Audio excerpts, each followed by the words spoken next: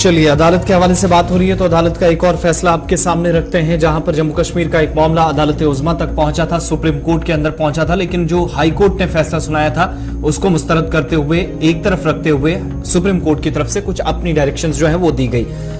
मामला थोड़ा पुराना था और जो ड्रग इंस्पेक्टर्स की सिलेक्शन का जो क्राइटेरिया था, जो सिलेक्शन हुई थी 64 इनकी तादाद थी जम्मू कश्मीर के अंदर, उसको वैलिड करार दिया गया है। उनका इंतखाब जो हुआ था वो दुरुस्त करार दिया गया है जम्मू कश्मीर के अंदर सुप्रीम कोर्ट की तरफ से। दरअसल ये जो केस था ये 2009 में जम्मू कश्मीर के अंदर, जहां पर सर्विस सिलेक्शन बोर्ड की तरफ से 64 ड्रग इंस्पेक्टर की एक फहरिस्त जारी की गई थी और उसके बाद अदालत ने जम्मू कश्मीर हाई कोर्ट के अंदर ये जो सारा सिलेक्शन का प्रोसेस था, क्राइटेरिया था, एक पिटीशन दायर की गई थी। उस पर जम्मू कश्मीर लद्दाख हाई कोर्ट की तरफ से फैसला आया था, उसने मनसूख इस पूरी लिस्ट को कर दिया था, लेकिन फिर उसके बाद इस फैसले को चैलेंज किया गया सुप्रीम कोर्ट में। अब जाकर क्या हुआ, सुप्रीम कोर्ट की तरफ से जो कहा गया, पहले तो डिवीजन बेंच ने मुशाहिदा किया कि जो मुतलका जो इंतखाबी अमल है इस बुनियाद पर जिसकी पैरवी की गई थी, और सुप्रीम कोर्ट ने साफ कर दिया कि हम ये मानने से कासिर हैं कि ये मैकेनिकल या हादसाती था या किसी तरह की बेजाब्तियां हुई थी, नंबर 1। और साथ ही साथ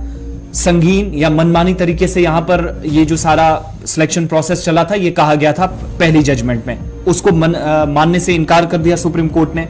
कहा कि इंतखाबी अमल जो है वो मनसूख किया गया, लेकिन किस बुनियाद पर, ना तो कहीं फिजिकली कोई इस तरह की चीज दिखती है और ना कोई बेजाब्तगी का कोई अमल जो है वो हमारी नजर में आया है। जो दरख्वास्त में चीजें सामने आई है वो सामने रखते हुए अदालत उज़्मा ने कहा कि पूरी सिलेक्शन लिस्ट को हाई कोर्ट ने बुनियादी तौर पर इंफरादी अवार्ड रूल्स या इंफरादी तौर पर नंबर देने वाली जो मार्कशीट थी उसकी अदम दस्तयाबी की बुनियाद पर मनसूख कराया था। पुराने फैसले का जिक्र किया जो हाई कोर्ट की तरफ से फैसला सुनाया गया था और कहा गया कि जो अब ये जो सारा 64 ड्रग्स इंस्पेक्टर जिनकी सिलेक्शन हुई थी जम्मू कश्मीर के अंदर, ये बिल्कुल दुरुस्त है और हाई कोर्ट के फैसले को एक तरफ रख दिया। दूसरी बात, सुप्रीम कोर्ट ने कहा कि हम किसी ऐसे कानून या कायदे को तलाश करने से कासिर हैं जिसके लिए सिलेक्शन बोर्ड के मेंबरान के जरिए जो इंफरादी रूल्स हैं इन पर दस्तखत हुए हैं और तस्दीक की जरूरत हो,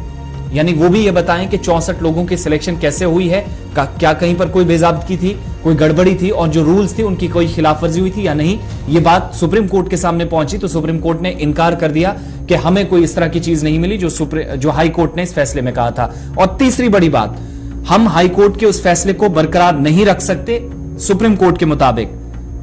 कि इंतखाब का अमल जो है इस तरीके से किया गया है जहां पर कायदे या कवानीन मुतासिर हुए, यानी कुल मिलाकर इससे सुप्रीम कोर्ट ने इनकार। राहत मिली है उन लोगों को